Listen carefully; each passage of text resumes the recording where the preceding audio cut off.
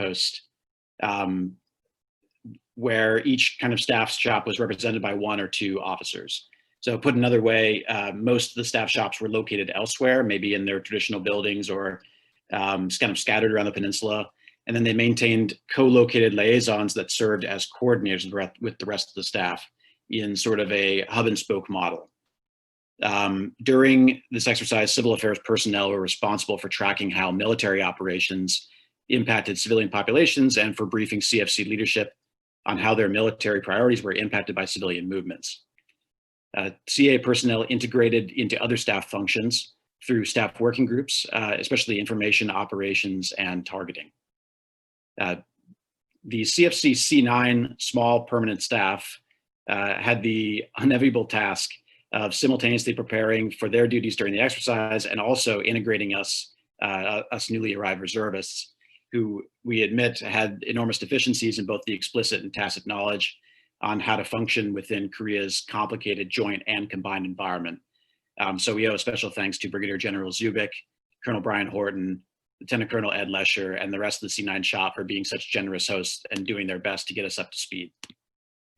A unique feature of this exercise was also that it drew personnel from both 351 and 352 CACOM HHCs.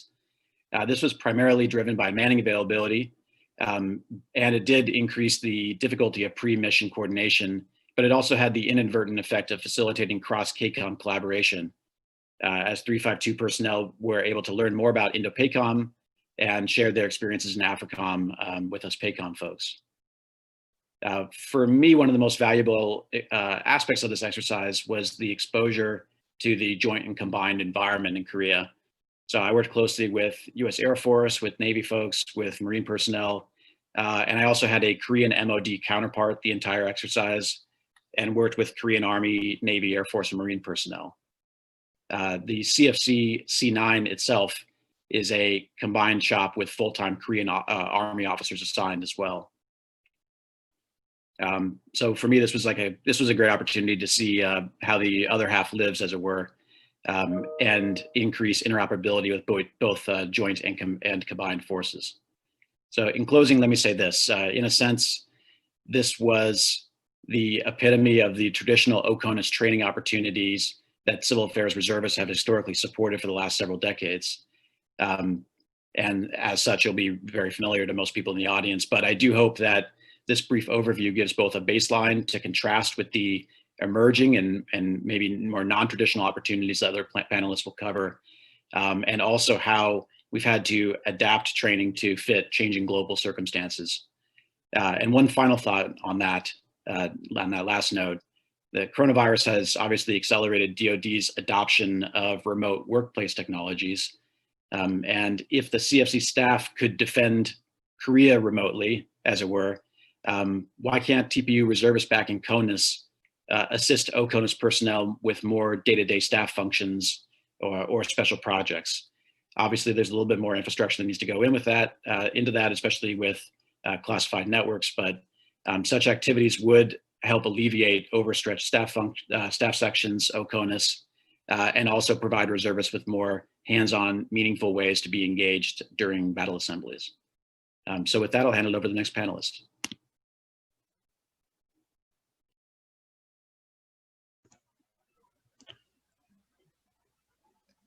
Hello, everyone. Like James introduced me, my name is Captain Luke Kramars. Just got back from Lithuania. Let me just get this video started and my screen shared.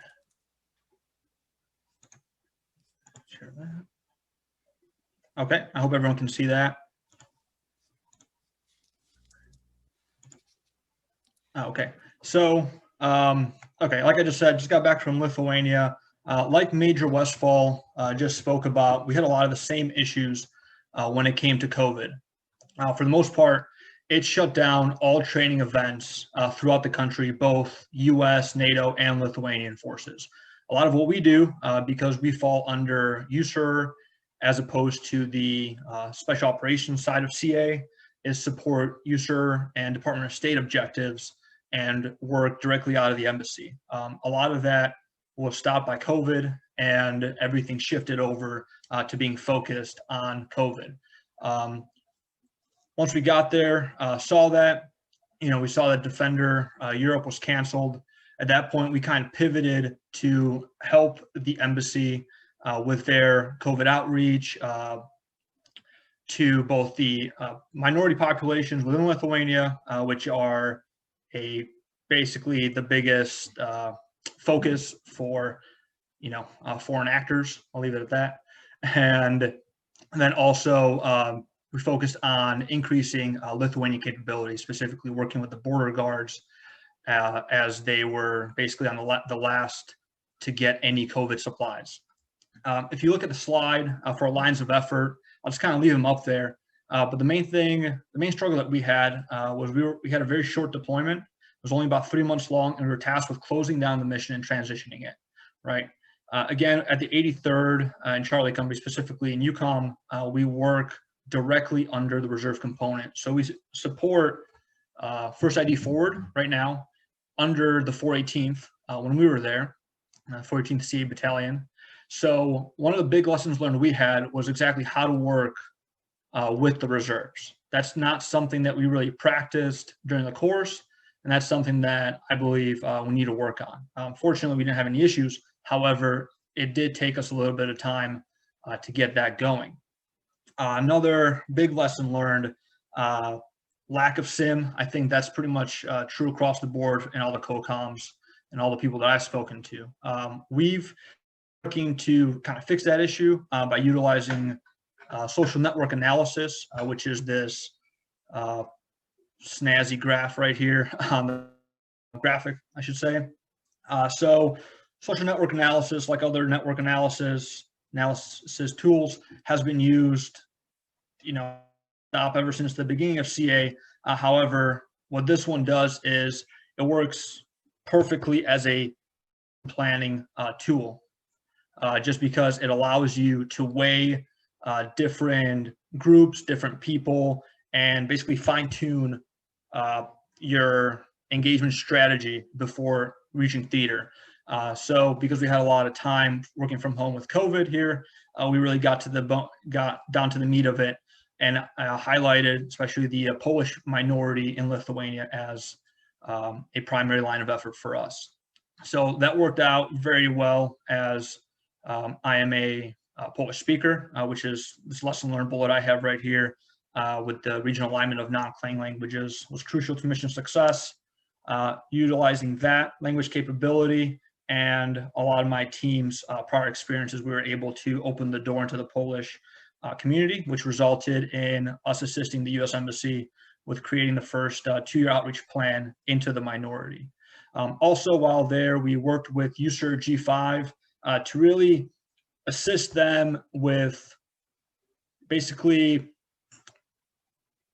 learning, figuring out how to task CA units or CATs down, at the CAT level to answer PIRs.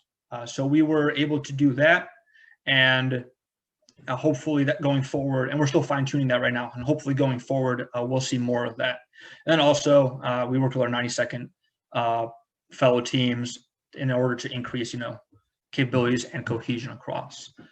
For the final lessons learned, which I've been taking, which I took back to the unit and have been pushing really hard, is the importance of understanding U.S. Embassy roles, Department of State objectives, and the past history with civil affairs, right? Everyone has different experiences dealing with civil affairs, and that's something that we have to know so that we can basically work, with or, or fix any past issues, right? So because we knew the embassy roles and their plan, we were able to pivot very quickly from what our initial plan was, which was a lot of training support and Lithuanian CIMIC support, into kind of filling the gaps with that appear at the U.S. Embassy because of COVID. So let me stop sharing the screen right here. Let me see. I see a Q&A. Luke, there's a question directly addressed to you. I have no issues you answering that right away because it's directly addressed to you on your point, and then we'll bring the rest of them up in the greater discussion. Okay, so the question from Major Brian Hancock, can I elaborate SNA, what type of entities did I map?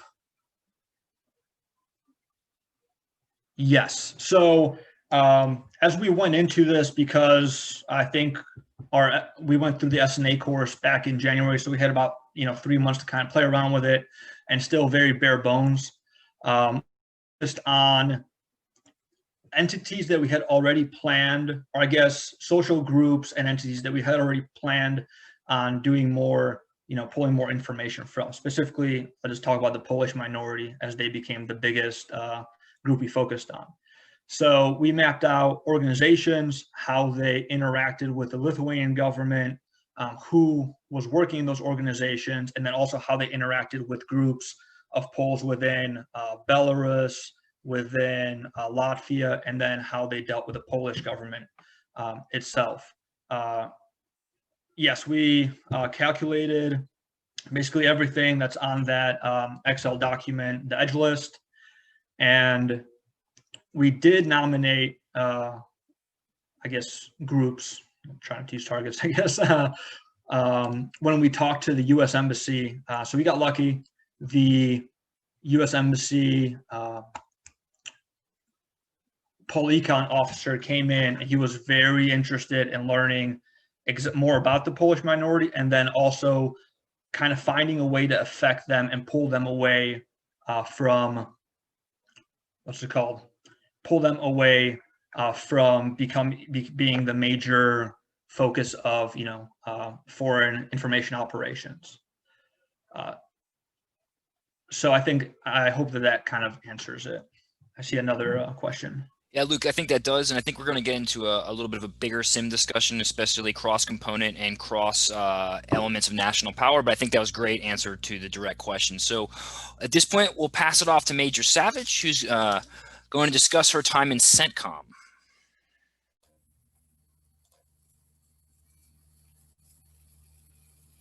All right, good morning, everyone. My name is Majel Savage, and I recently returned from a deployment to the CENTCOM region, specifically Jordan. I was deployed as a group called a Civil Military Support Detachment. We are the 10th rotation to go out into CENTCOM and operate really as a theater level CMOC. We had 14 mobilized reservists, and I was tasked with the country of Jordan. So I was actually the second rotation out there in quite some years. There was a major that spent about 6 months there, really just getting a base and really getting his footing back in the AO, and built some really great relationships for me to walk right into. So basically, in a nutshell, what I did was I focused on gender integration line of effort. And it was no easy task because there really wasn't one currently. So basically what I needed to do was, talk to everyone. I basically talked to everybody that I could. They put me at the Joint Training Center. So I just went around and introduced myself, and I talked to the Marines, the Army, the Air Force. I talked to the coalition forces, British. Canada has a big role, especially with the logistics of the Jordanian partnership. So basically what I found was that there was basically a lack of communication between all of the different organized groups. I think everyone was aware of the Gender Integration Initiative within the Jordanian Armed Forces, who are very progressive in the region. But I don't think that there was any real poignant way forward as far as addressing some of the things that needed to be talked about on a regular basis versus just occasionally. So I was lucky enough to be invited by the Canadian Armed Forces to their annual gender integration seminar, which I attended as the only American, which is an interesting opportunity. I had a great time. There were great panelists. It was a forum very similar to this, where I basically learned everything I needed to about the Jordanians' plan to move forward. So basically they operate off of the Jordanian National Action Plan, where at current time, back in October when she briefed, it was 1.4% females that were engaged in the Jordanian armed forces at that point in time. And the goal is 3%. So they were really trying to double their participation. And she was talking about her way forward in doing that. So from that point on, that was really the biggest inspiration. There were some really great speakers. I actually met the Director of Military Women's Affairs for the Jordanian Armed Forces. Excuse me, she is a full bird colonel, and her name is Colonel Maha Al Nasser. Her and I developed a really great working relationship where we decided to basically collaborate and figure out how we could move this forward as a group. And that's what inspired me to host the first gender integration working group at JTC. So I basically put that together over the next couple months. I actually hosted it in January. So I arrived in Jordan in September, hosted it in January. And if it was not for COVID, I would have hosted the next iteration in March. And basically the focus of the seminar was to just bring everybody to the same page, let them know all of the different all of the different guidance and goals and all of the, the WPS focused information that's out there. And then just bring it to the forefront and make it an everyday conversation so that it's something that everybody can focus on collectively. So what I did was I just provided an overview with guest speakers. Colonel Maha spoke about the JONAP, the Jordan National Action Plan. And then the Department of State came in, the political officer came in, and he spoke about the Department of State strategy for moving forward with the WPS initiative. And basically, with buy-in from everyone, everybody was just infused with this excitement to move forward. So it's a very little thing, but I think civil affairs is a perfect branch and I was put in a perfect position to really be that center of gravity for bringing all of these people together, explaining to them what the common goal was, which was to obviously, encourage more participation within the Jordanian Armed Forces, which they're doing an amazing job at. Before I left, they had over 14,000 applications at the door. And I'm sure it's well past that now. But, I think that it was a very interactive and very successful working group because everybody now knew what we were working towards, what was important to the Jordanian Armed Forces. And then there was a way forward provided for how we're going to work together. And what I started to see from that was, there was a lot of coalition forces that were running ranges, for example. There was a lot of different events. The Jordanian Armed Forces actually hosted their own event. And they started inviting, the circle of people talking to each other was growing. So this was just an opportunity that I came across in Jordan. I kind of set up a framework, built on everything that supports it from all aspects. And I think they're doing a great job of really progressing that over there. So I will end there. I'm sure there's going to be questions. But I will pass it over to the next panelist.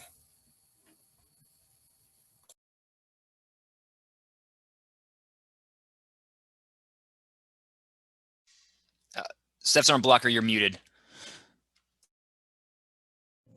That may be a good thing. Sorry about I could that. make a Marine joke, but I won't. It's okay. Good morning. My name is Staff Sergeant Abraham Blocker, and I recently returned earlier this year from the Southcom AOR, specifically Central America. I was the team chief for a 5-person team that was in direct support of the Special Purpose MAGTAF that annually deploys throughout Latin America, conducting engineering projects and security cooperation training. The Special Purpose MAGTAF had an organic team, civil affairs team to them. And my team was augmenting that. And we arrived to the AO after their mission had already begun, which brought up unique challenges and opportunities. And also another unique thing about our mission was that at the beginning, 2 of our Marine sergeants were repurposed to go support the USNS Comfort hospital ship that was deploying throughout the AO, conducting humanitarian medical med caps throughout the area. So there's a couple of things that were pretty unique and challenging about this deployment and created great opportunities. I'd say the first thing is Southcom is an area of operation that gets limited press, and the press it gets is on 2 issues in a limited way, and that's the drug war, and then also immigration. It's very limited what you get. It's very narrow focus. And when you narrow that down to Central America, where we were operating, it can be very hard to get information in the news about where you're going. So the team that I was with, I was part of the team that got split off into Guatemala. We were in the northwest border region, Pacific border region of Mexico and Guatemala, and along the Micciche River. There's an area there called Ocos, Tucumán, San Marcos, and that's where we primarily operated in support of the Special Purpose MAGTF. Had multiple engineering projects they were doing along the border, like literally on the border. The Micciche River gets some press because there's a lot of narco activity, a lot of immigration activity in that particular area.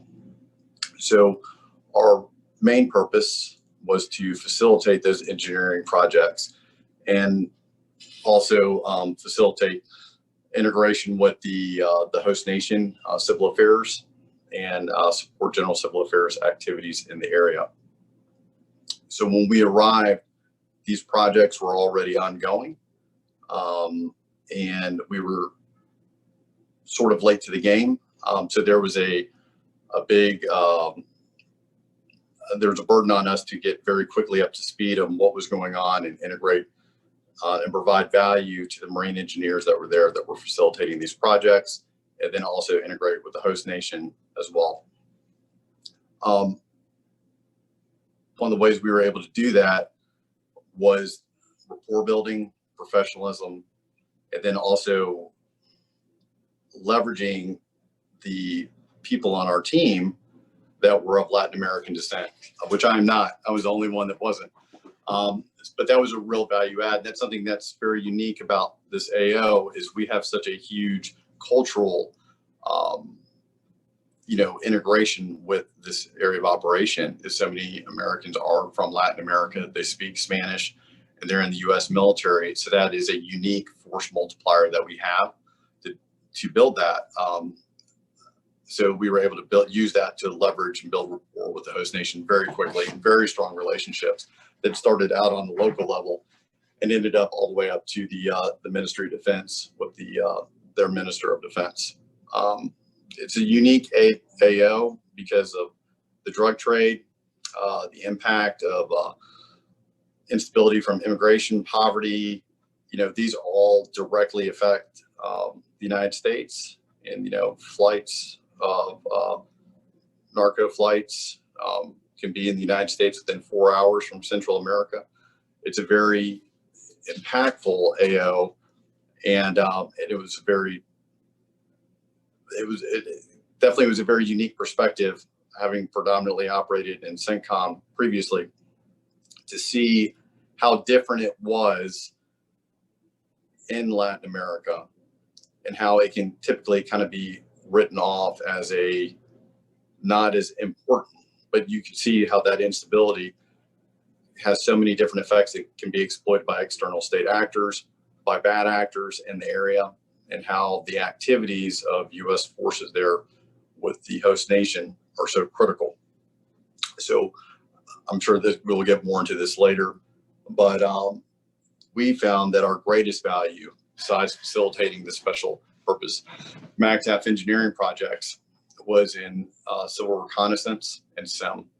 It was gathering information, reporting on that information, being the eyes and ears for the embassy, for the Special Purpose MACTF commander for Marine Forces South, and for Southern Command, is being able to provide a clear picture and color that picture, a very detailed picture of what the effects of U.S. activities were on the civil population, what their response to our activities were, what the civil population's response were to bad actors in the area, and then also how the bad actors were responding to that, to our activities, and providing this in a clear and concise way, because I was only Marine Staff NCO in Guatemala for a period of time, and my major was the only Marine officer where we were in that particular area. So we had the opportunity to really provide a picture and report it up of what was going on. And I think that's a unique thing that civil affairs has the ability to do, is to be the eyes and ears of what's really going on the ground and how it affects the civilian population. But with that, I'll turn it over to the next speaker.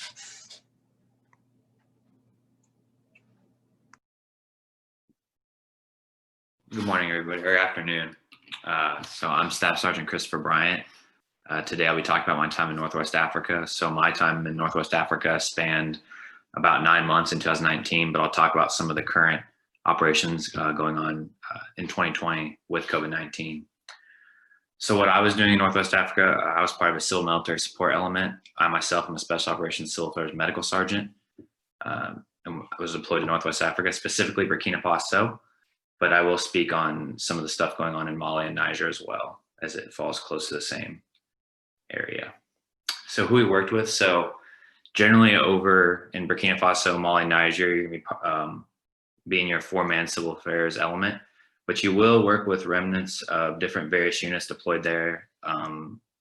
Some to mention, SF Jegberg teams, MARSOC, CSO teams, US Army EOD, SF ODAs, tactical PSYOPs teams are deployed over there as well. And you work jointly with those units quite a bit, I would say, especially to meet your MINFORCE requirements for missions. Niger, specifically, they have an ODA they are paired with and conduct majority of their operations with that ODA. Mali is very much independent like Burkina Faso, but additionally there are elements of French and Canadian SOF there that they do often work with. So who we were working by, with, and through. So a lot of U.S. Embassy assets, USAID, SPEAR, Special Purpose Emergency Augmentation Response Teams. So that's just teams that the embassy contracts, their local host nation SOF forces that provide quick reaction to the embassy should an emergency occur. Spear of America, I know, as most of us know, several reps from Spear of America are former civil affairs personnel, so they're a great partner to work with, especially in the AFRICOM AOR. And of course, from myself, the Burkina Faso Army, in Niger, Mali, and Burkina Faso, we generally call these ACM forces, or Action Civil Militaire, which is their version of civil affairs. They take normal infantry platoons from the host nation, and they give them designation, hey, you guys are ACM forces, so that not only do they have the duty of being their infantry force for the host nation, but they also are trained in civil affairs activities. And those ACM forces is a common thing across Niger, Mali, and Burkina Faso. So how my deployment supported operations, objectives, and goals. So really 3 big major things. We built capacity in Northwest Africa through CMO efforts to address roots of instability. And we gave the host nation really a means to address those roots of instability. So in partnering with the host nation in ways I'll talk about here in a minute, we gave them tools and the training to kind of address those issues. We denied recruiting pools. So, VEOs tend to recruit in areas of instability, as we know. So really just providing the host nation the means to take care and do these ACM efforts in their area. We denied a lot of recruiting pools and efforts by VEO organizations. And overall, we increased the survivability of the host nation forces through some of the training, which I'll get into here. So how my team was employed. So in Mali, Niger, and Burkina Faso, oftentimes we partnered with host nation security forces. And if you take the country of Burkina Faso or Mali or Niger and you split it up into 3 sections, the centralized area, the east and the west of those countries, teams went around and conducted knowledge exchanges in these areas. And these generally took between 7 to 10 days. And they covered various aspects of IED awareness taught by EOD personnel for the safety of host nation security on missions. From the CA side, we did general civil engagement classes. So this taught the host nation army ways to engage with the local populace. The local populace tends to have preconceived notions about the host nation military.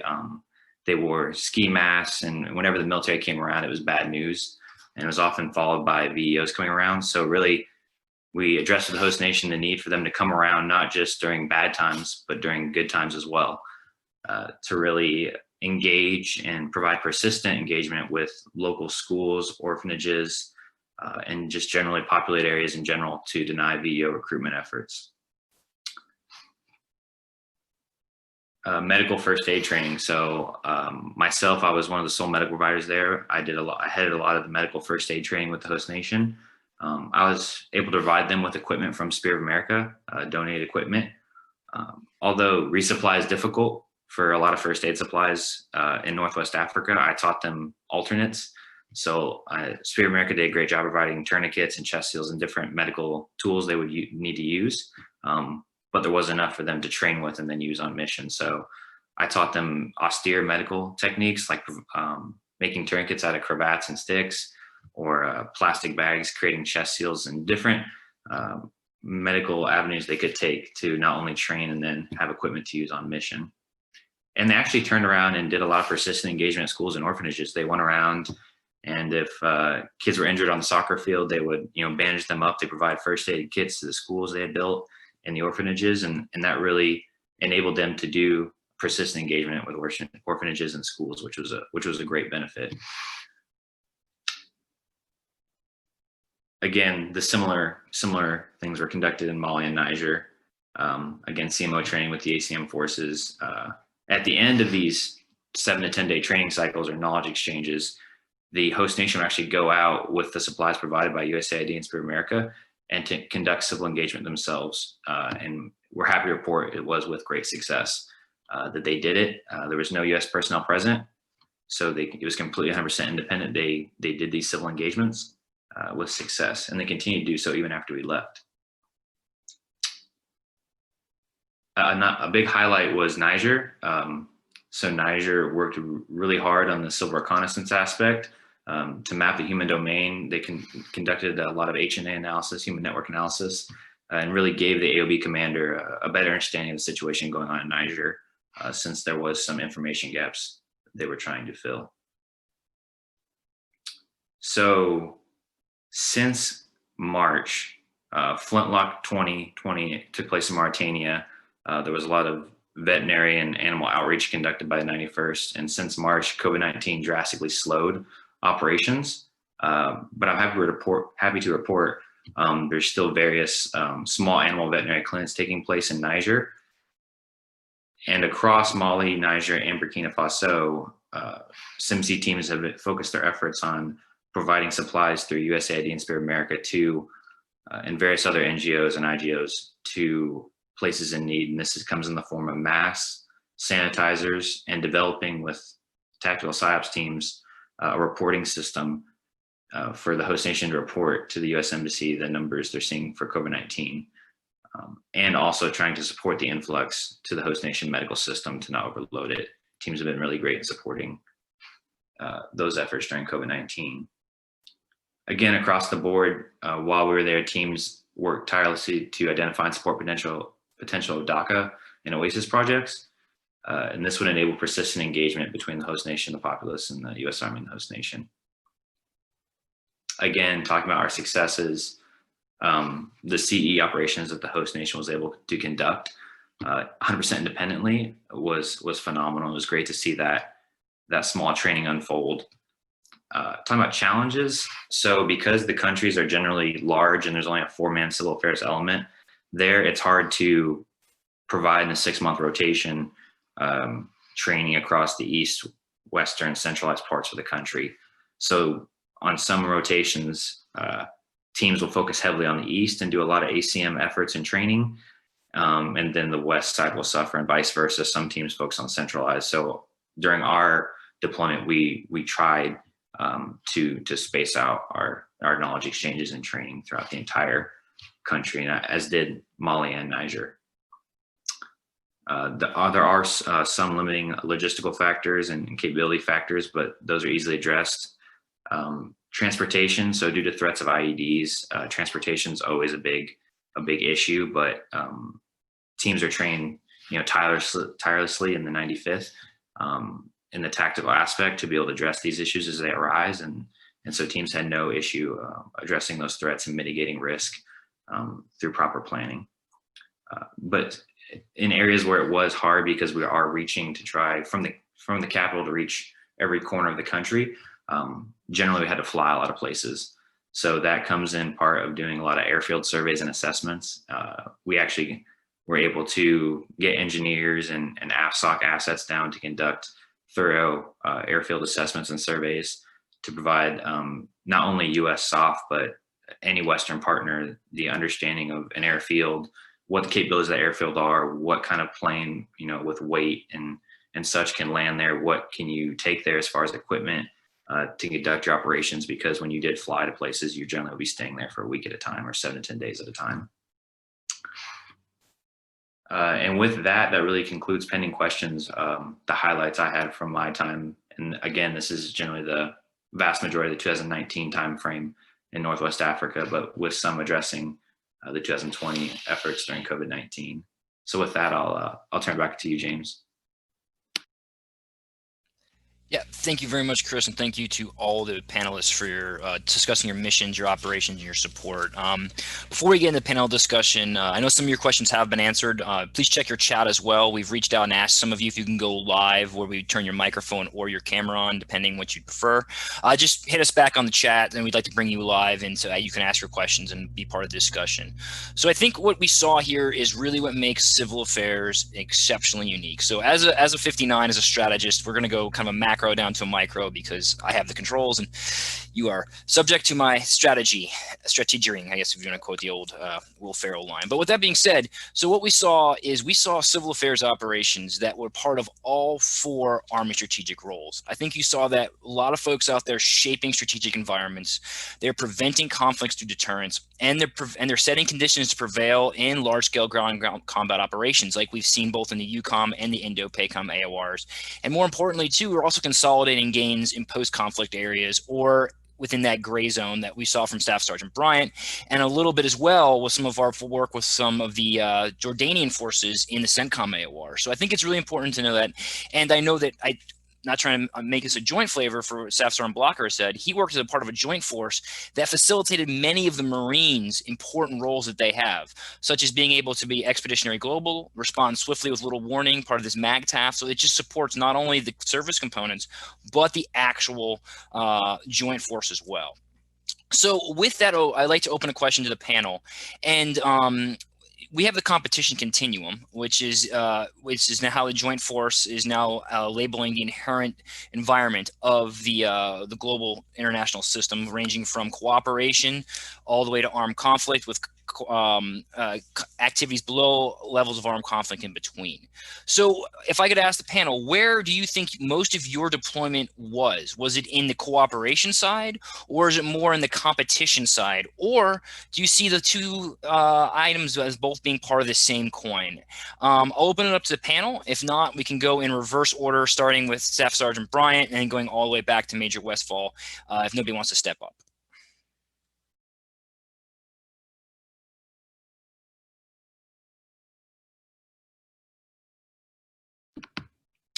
Man, that's a good question, James. Sorry. I see it a lot dealing with cooperation. I think that's a big thing, especially in the AFCOM AOR. It has to take place, and working by with and through our host nation partners is a big thing. So, I mean, pending that, I'm sure another panelist can elaborate a bit more than I can. So I'll open up to them. Hey, sir. I think it's both, and how our team operated.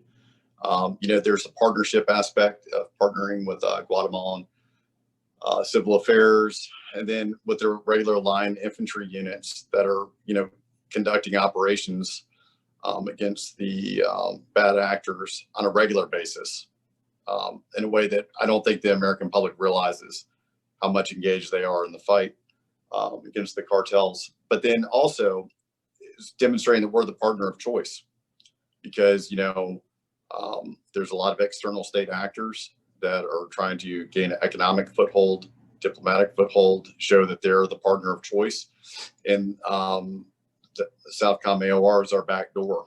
And so there's a lot of economic activity out there. And then also, even from the humanitarian standpoint, we were doing a joint MedCap with Army SOC South CA, and in the word that we received is that Cuban doctors were going to show up because they were conducting their own influencing operations. So I think it's both. We're partnering, but we're also trying to demonstrate that we're the preferred partner. And culturally, because we're culturally aligned, and then also that our values align more with them. But I think you have to really, as you're operating tactically, have that strategic mindset at the same time, that everything you do and how you represent and how you influence adjacent U.S. military forces and how they operate with the host nation there's always someone else out there that is offering their services as an external state actor. We can provide you something the U.S. can't, and to keep that in mind.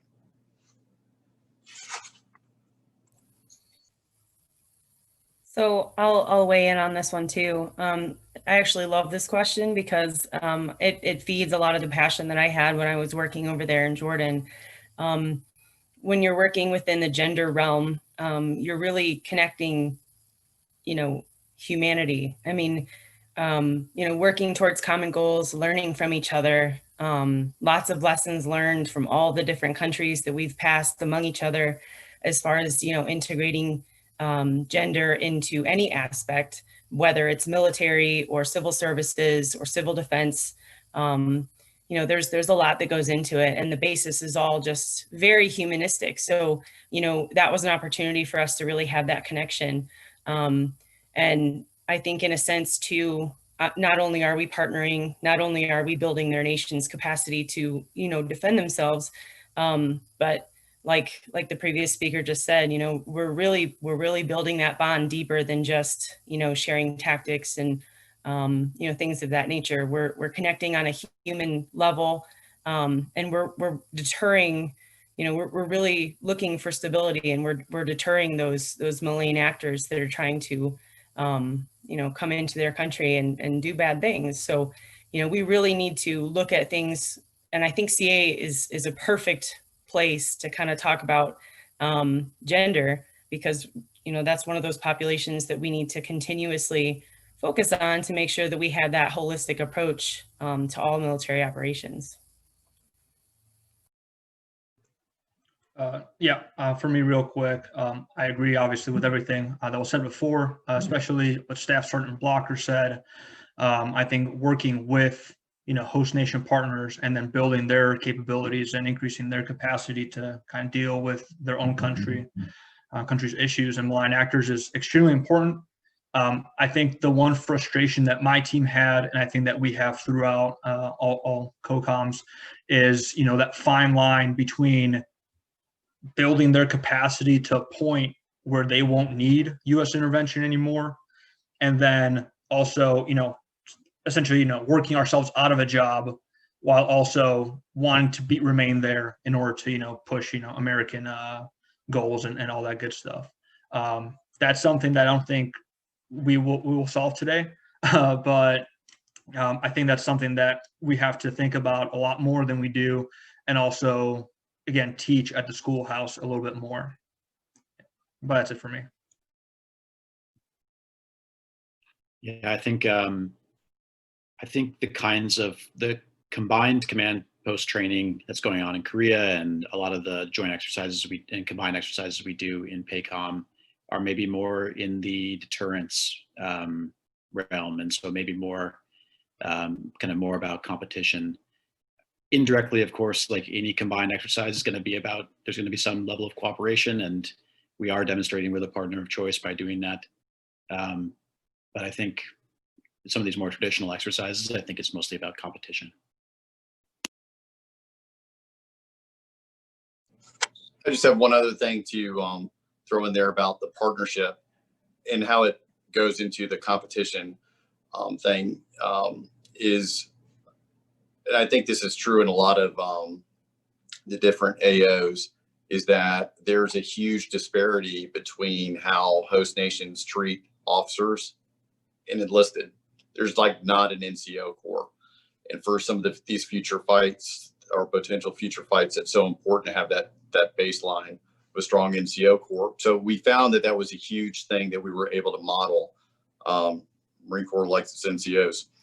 And so that was one of the things, is to be able to put our sergeants in positions where they were modeling behavior to the host nation's officers.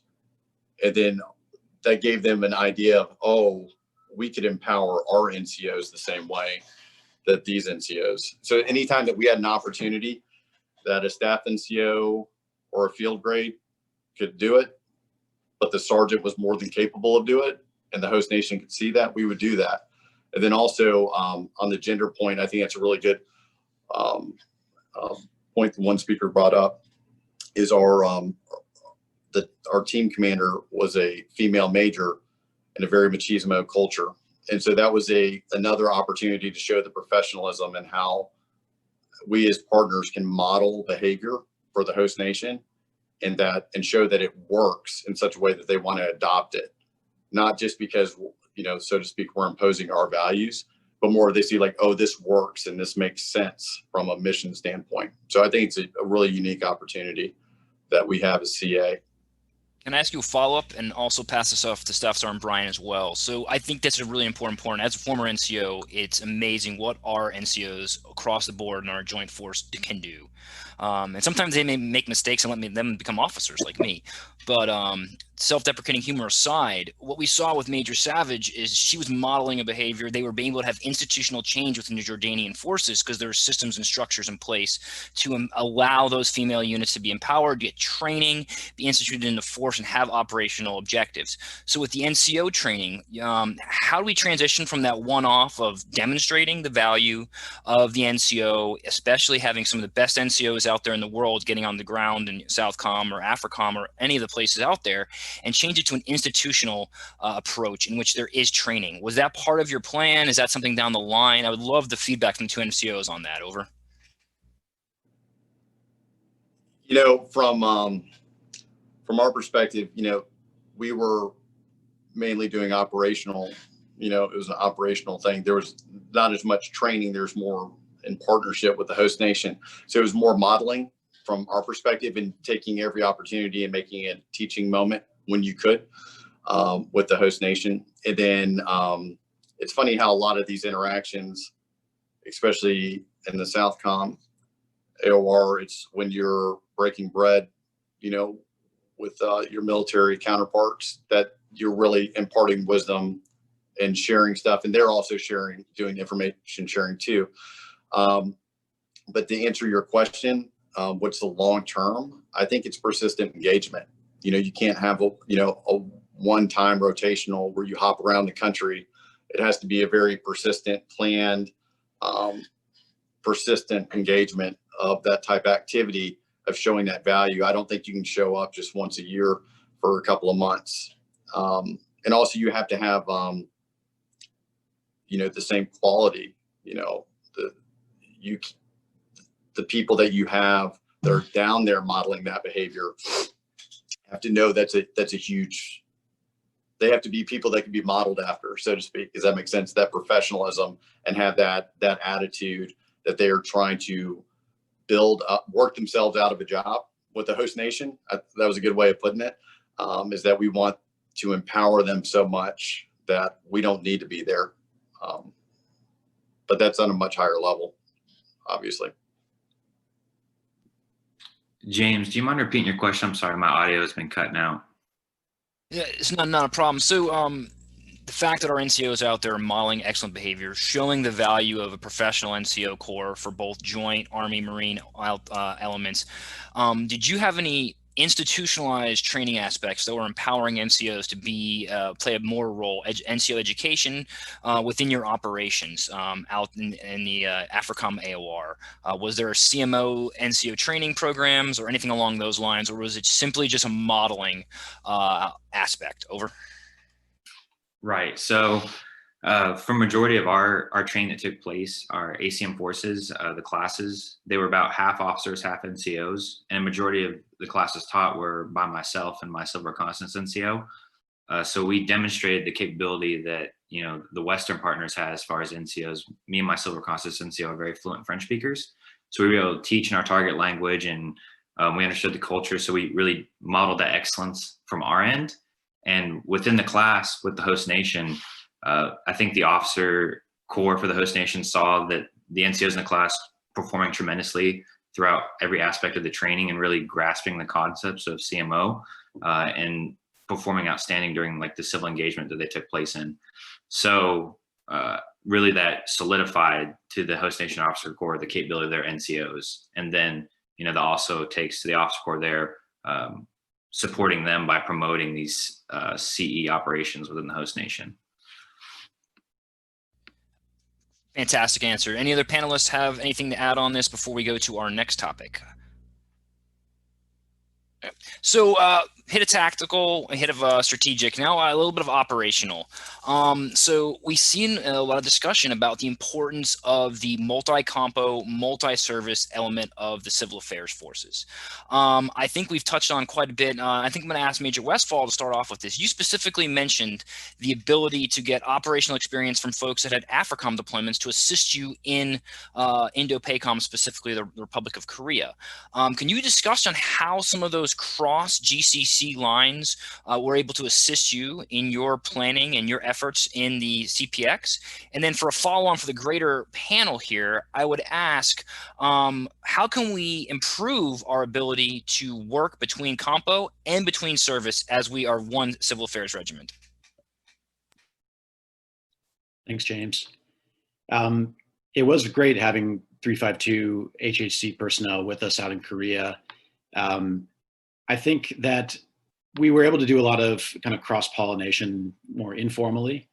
The different nature of the AFRICOM theater meant that many of the lessons didn't transfer well to that particular exercise because as we were supporting the CFC level headquarters, that's sort of like, you know, that's like almost like a GCC level or like a really high level headquarters. And most of the AFRICOM experiences were down at sort of the battalion level, a tactical level and lower. But it was very interesting to hear about how they might do things at a tactical level in AFRICOM, and it was also just different. It was nice to have that exchange and to expose them to the Korea theater operations. I was kind of trying to suggest that one of the main benefits of that was that you know, if Korea does become some sort of conflict, it's going to require forces from across lots of different CACOMs. And so the exposure to how things are done there could potentially be very useful in the future. All right, so open up to the greater group here. How do we take these benefits of the reserve active Marine components and make them into a more coherent, operationally successful CA Corps or regiment? I'll pass it off to the group. Anybody? Sure. I guess I can answer this one.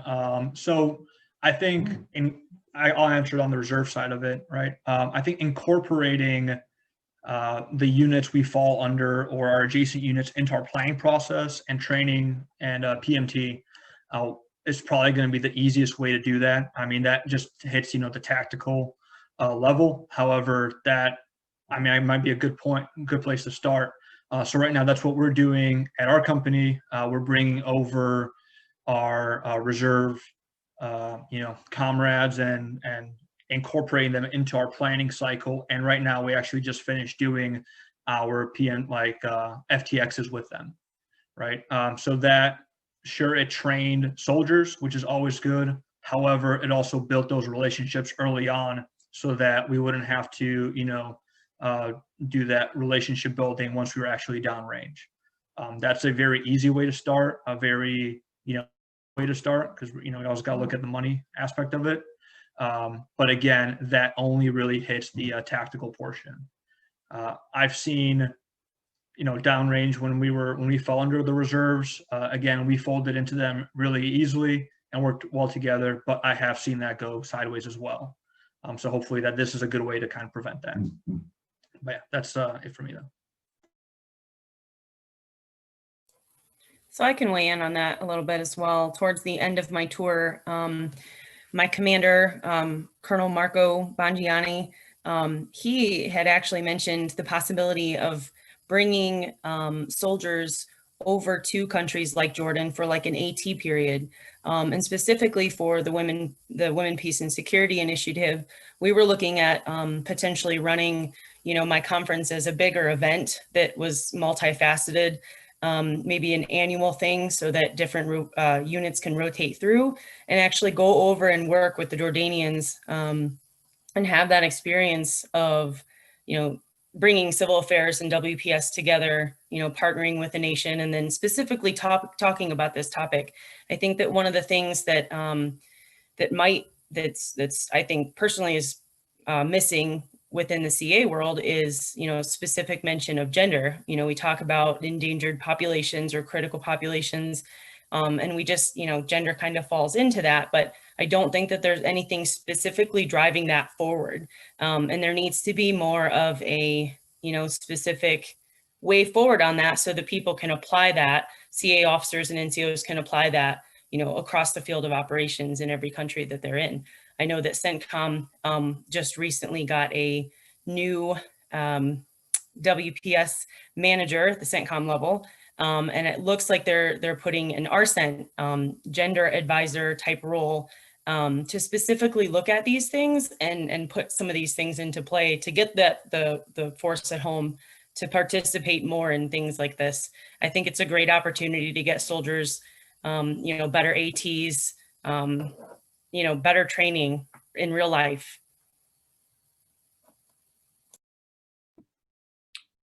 Is it okay if I weigh in on a little bit of this, James? Awesome. So my experience in Northwest Africa with the reserves in this is we were teased the majority of our deployment that there would be a reserve element actually coming to Northwest Africa, and that it didn't end up happening. I think it would have been extraordinarily beneficial because in Northwest Africa and East Africa, you have like a minimum force requirement to actually conduct missions. So instead of going out and trying to find an infantry or a US soft partner to go out and conduct these ACM type operations with, if there was a reserve element there, it would meet that minimum force requirement. And also you'd be with a partner who understood your objectives, what you were going for, could assist in training. And then you can really, what a 4-man team can do in a country, a large country is limited. But if you had that, 8 total people or civil affairs personnel in a country, maybe, elements of the 95th could conduct operations in the East, elements of the reserve can conduct operations in the West. And you're really like doubling your efforts in that country in that short, like 6-month time that you're there. I hope that my next rotation here coming up in East Africa, there are elements of the reserve there and we can kind of implement that and make it happen. I think the 95th is doing a great job right now of implementing reservist personnel into training with the 95th for our pre-mission train up. So that when we do deploy, I think the issue's been addressed that when you do deploy, you don't want to have that be the first time you're meeting your reserve counterparts. So now addressing that issue during the PMT cycle where you're actually, whether, doing Zoom calls with your reserve counterparts or whoever, addresses that issue. And I think I'm looking forward to operations on this next rotation where we will have a reserve partner and we'll know them and what their objectives are for that mission. If you don't mind if I jump in, I would say one of the things that I would attribute to having a successful mission is one of the MAR 4 South planners, civilian IO planners, have been the former Sergeant Major of SOC South CA's element. And he made sure that me and my team commander went and met with the SOC South CA element at SOC South before we went downrange, which was important because the SP MAGTF, you know, it's a rotational and there's like a gap period of when they're operating in the AO, but SOC South has that persistent CA presence there. And so we were able to establish relationships with the team that was currently operating in Guatemala. And they literally were waiting for us when we arrived in country. And that set us up for success. And it, like was mentioned earlier by the other speaker, is we were able to divide and conquer and mutually support each other. We had much more limited authorities for Marine Corps CA than Army CA has. But we were still able to make it work. And so the takeaway from that was my previous reserve unit is in Miami, Florida, which is co-located to Homestead, where SOC South is. I think anytime there's an opportunity, you know, left to bang before going down range, that Marine Corps CA can integrate and learn in training with Army CA, that is a force multiplier that will make such a difference. It made a difference for our team establishing those relationships early on, and having that overlap and partnership. It made all the difference for us. And I think that that's something that Marine Corps CA should actively seek out, is any opportunity they can do a joint training or interaction previous to going down range. All right, fantastic. Final question from us, and then we'll go to probably bring some folks on live. So audience members, if you asked a question and it was answered in text, it might ask you to come on and ask it again live so we can have a discussion on it. Just keep an eye on your chat function on that. So one of the biggest things that we've discussed is civil information management. So it's its own civil affairs activity underneath the new FM 3-57, the 2019 version. So it has been discussed by every partner, every panelist on here, within varying degrees. It's also one of the most talked about things on the chat and the question and answer right now. So my question about civil information management is going to be twofold for the panel. I'll make it threefold. One, did you conduct it? How did you conduct it? Two, what were your shortfalls in it? And three, did you have issues with civil information management, not only CA enterprise-wise, that means Reserve, Marine, Army Active, Army SOF, in terms of sharing information, best practices? And the follow-on to that is, did you have problems with civil information with our interagency and elements of national power partner? Did you have trouble sharing information with USAID, Departments of State, Treasury, maybe even private industry out there that could cause it? So I'll just open it to the floor. Sim, did you do it? How did you do it? Were there issues? And then were you able to share it across the entire USG and American enterprise? Whoever wants to jump in. I know it's complicated, sorry. I guess I can start. So Sim, yes, we did it, or I guess we attempted to. When it comes to sharing, right, I think we lived away from our 92nd team compatriots in Lithuania. And we had known each other previously. So that made sharing information very easy between the two teams. However, that was basically built on personalities with no real systems in place for us to get information, you know, say if we hadn't really known them before. That kind of this kind of goes back to, again, what we talked about is actually, you know, knowing who your left and right adjacent units are, and then working with them during the PMT cycle.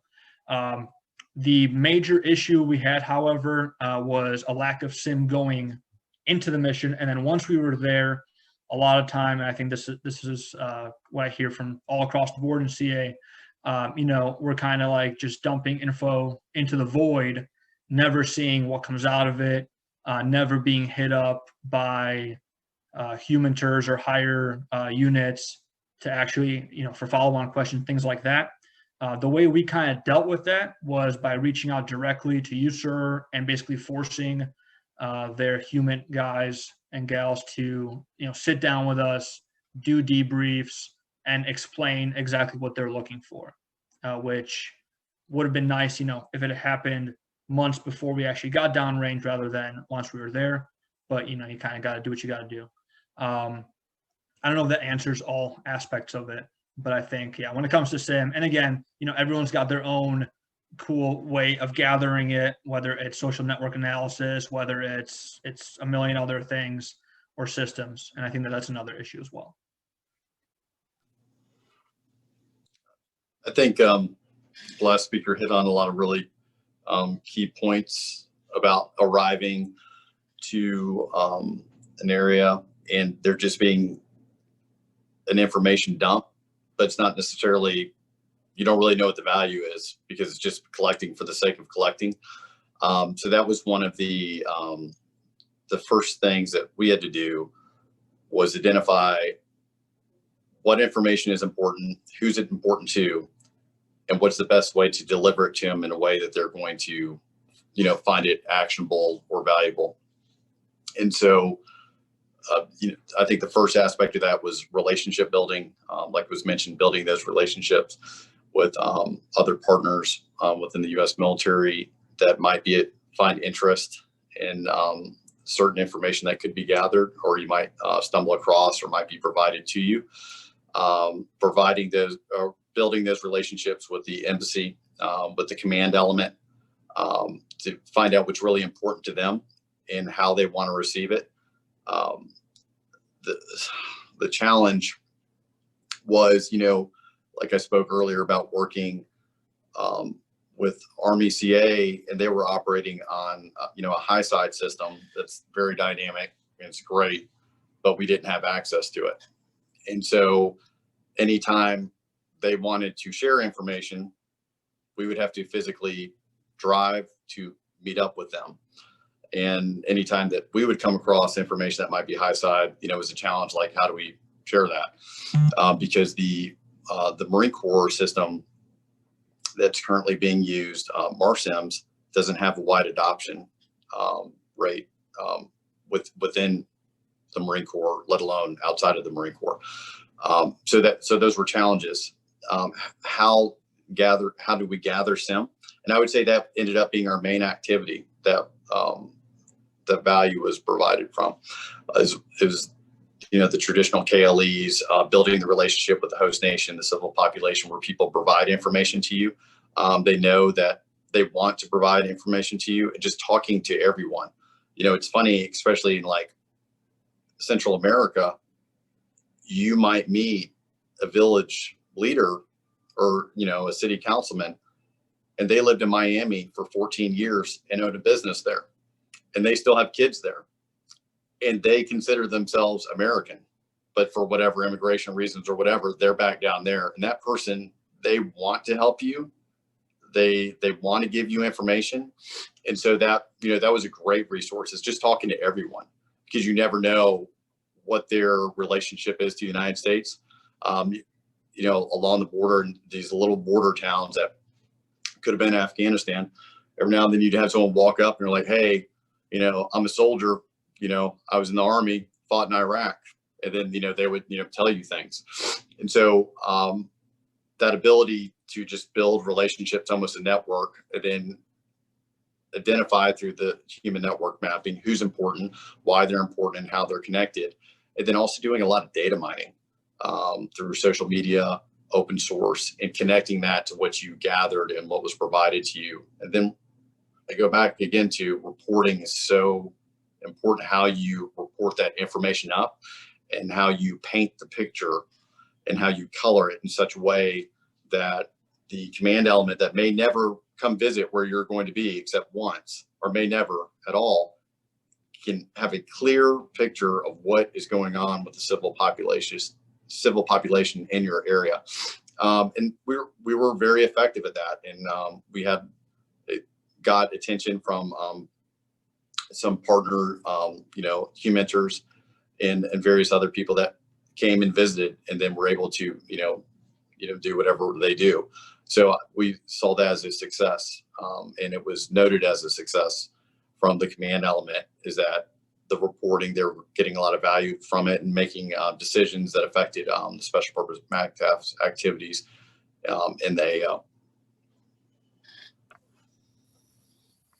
Okay, so from my point of view, the sim part of it was really one of the effects of the success, but also really the key to success for me. So my commander in our unit was huge on, if we're going to do something, it needs to be for a purpose. It needs to be something that can be ongoing and sustained, and then, documented for everyone that needs to know to know it and read it.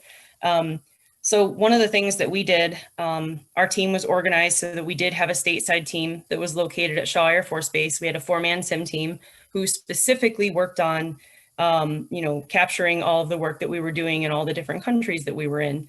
And one of the programs that they used was SharePoint. So we had our own civil affairs page on SharePoint.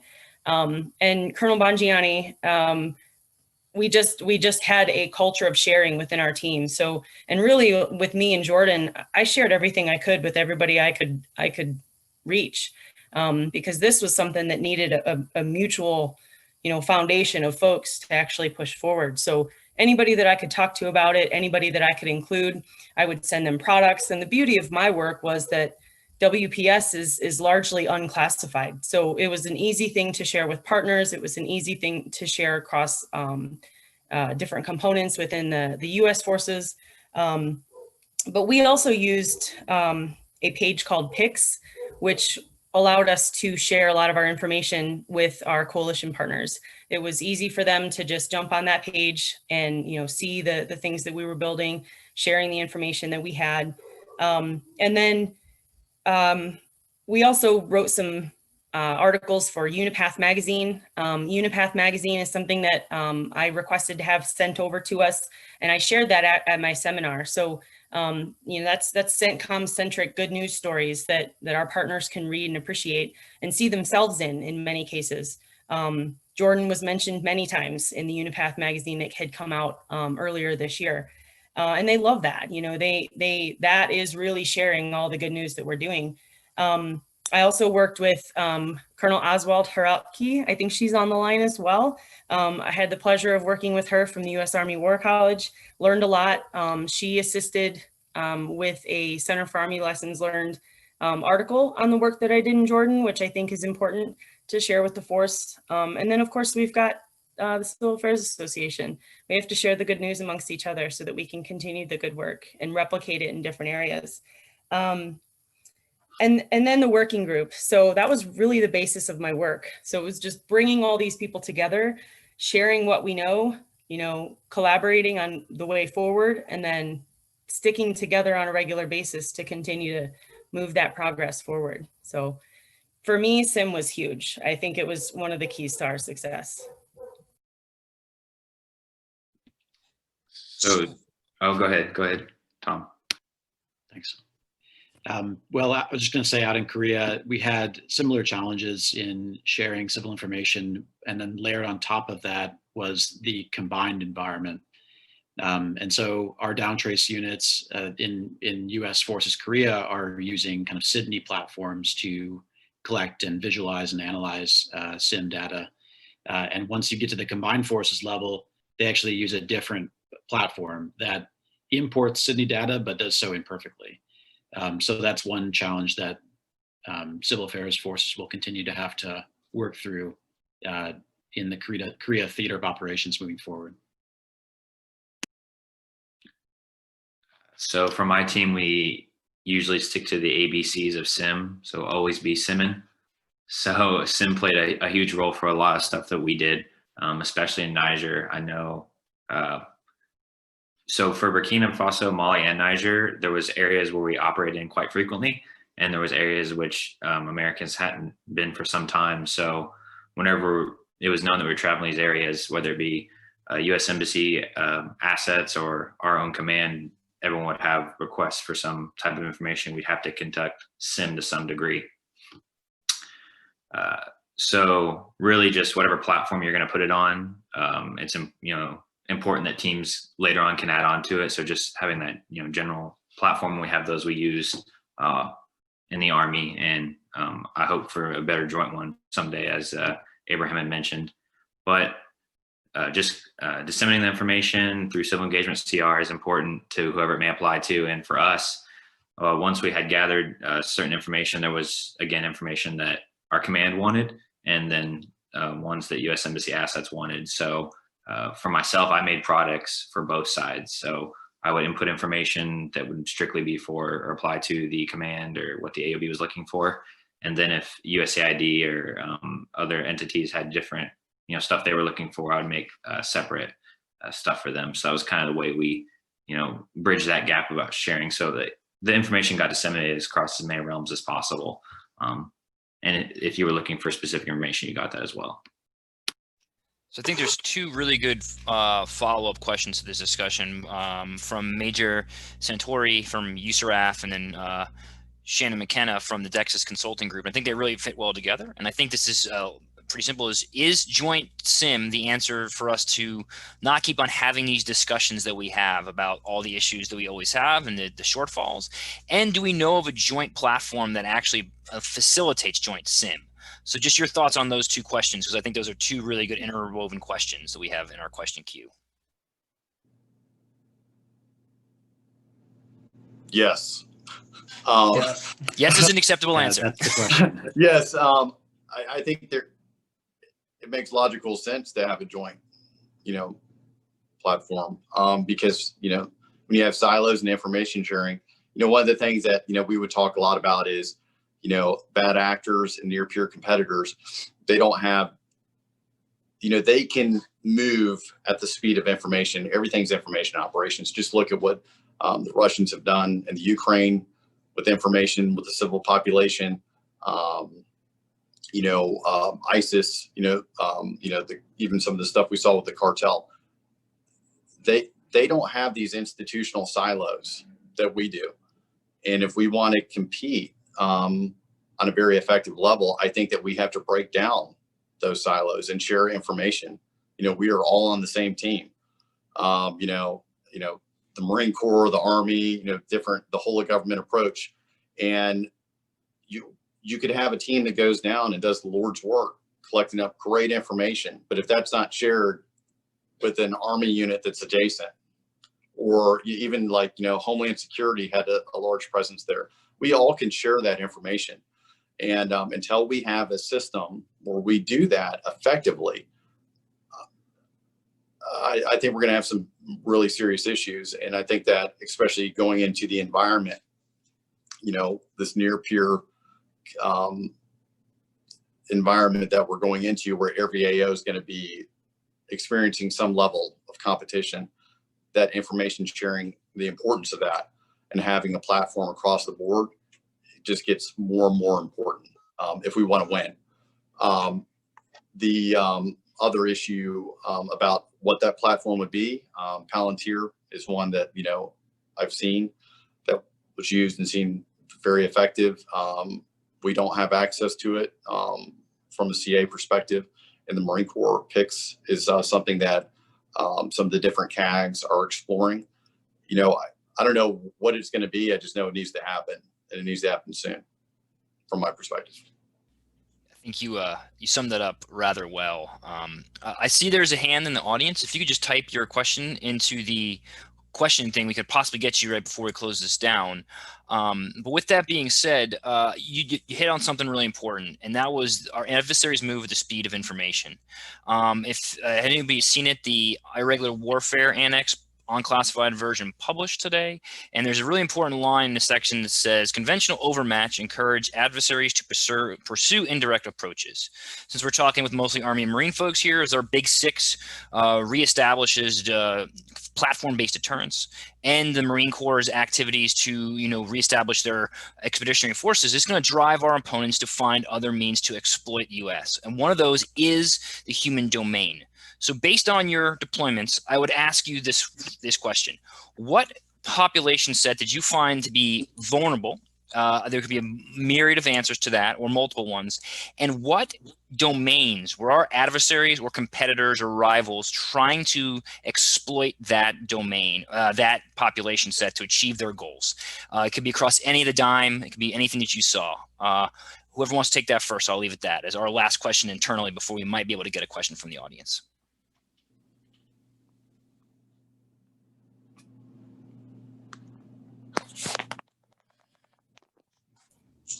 Okay, so I'll weigh in.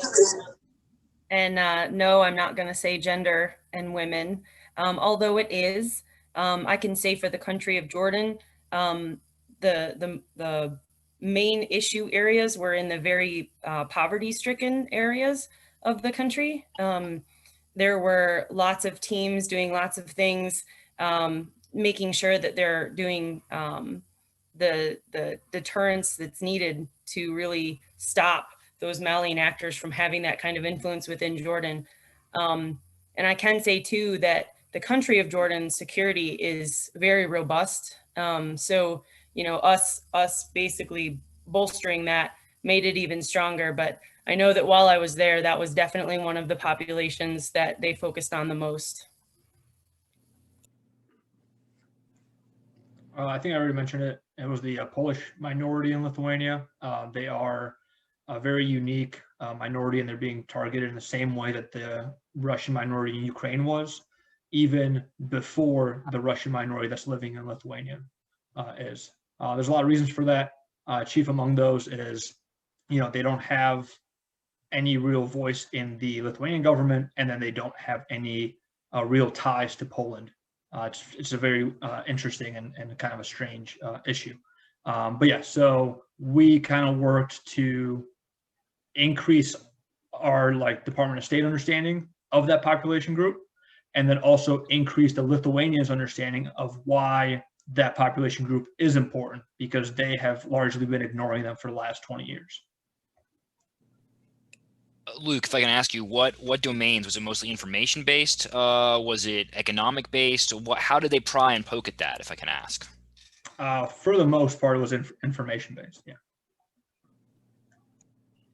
Yeah. On that note, I think your question, James, brought to mind that oftentimes in the Army we're a problem-solving culture and we want to solve every problem, but maybe in many cases with these hybrid threats that are emerging and the different or non-traditional means that our adversaries are using to get at us, we need to recognize that maybe the Army isn't the solution for every problem, and they're relying on civil affairs officers, potentially, sometimes, to be the ones that hand that off to the right interagency folks. So involving the State Department and being that link between where the Army is and the rest of the interagency seems like a really valuable role we can play.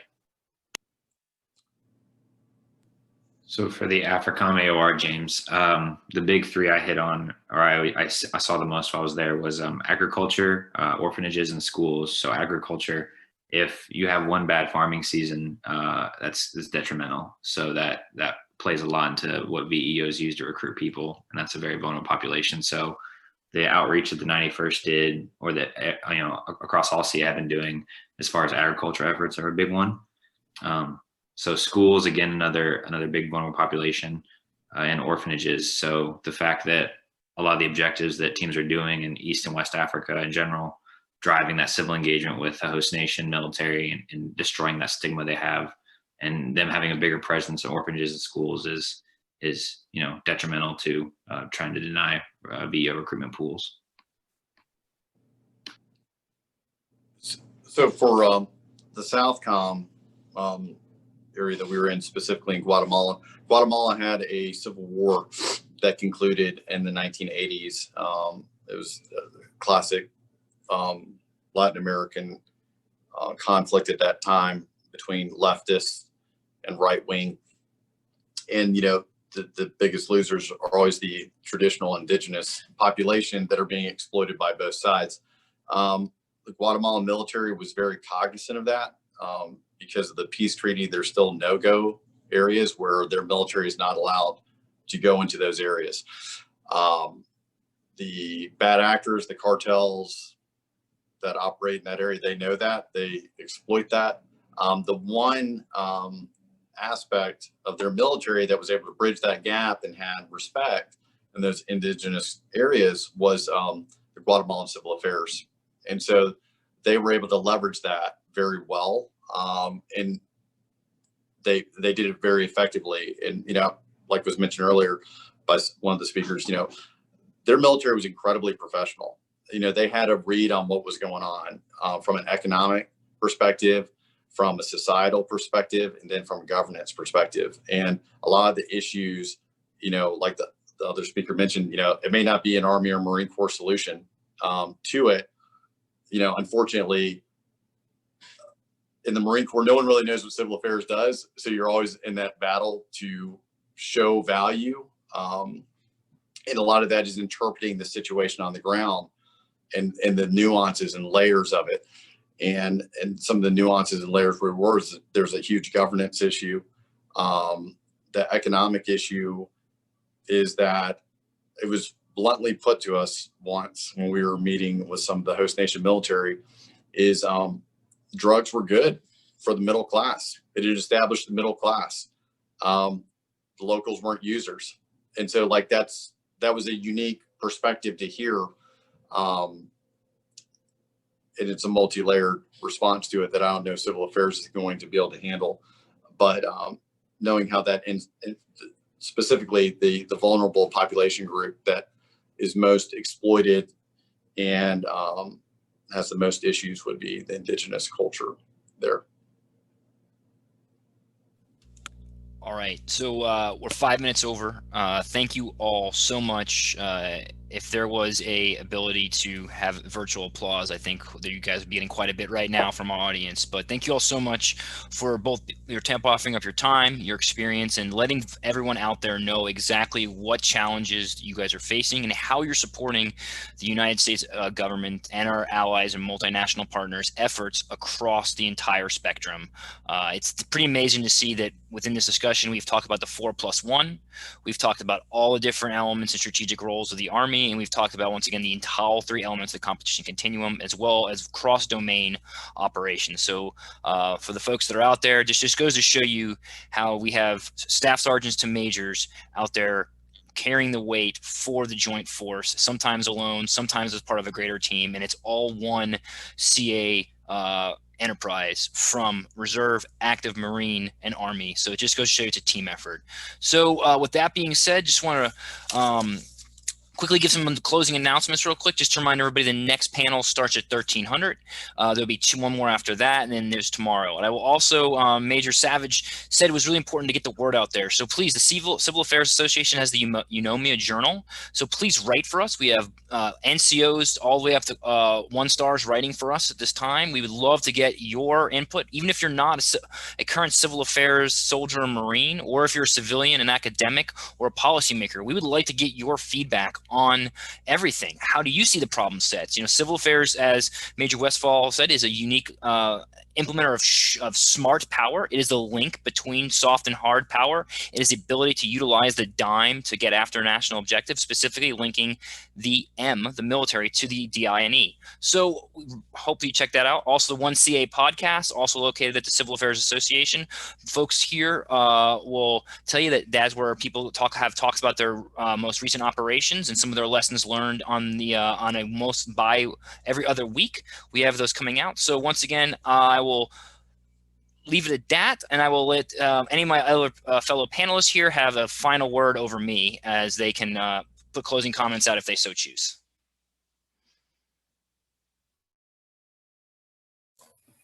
I just wanted to say thanks, James, for inviting me to be a part of this. It was a great experience. I'm still fairly new to civil affairs, and I just, it just gets better every day.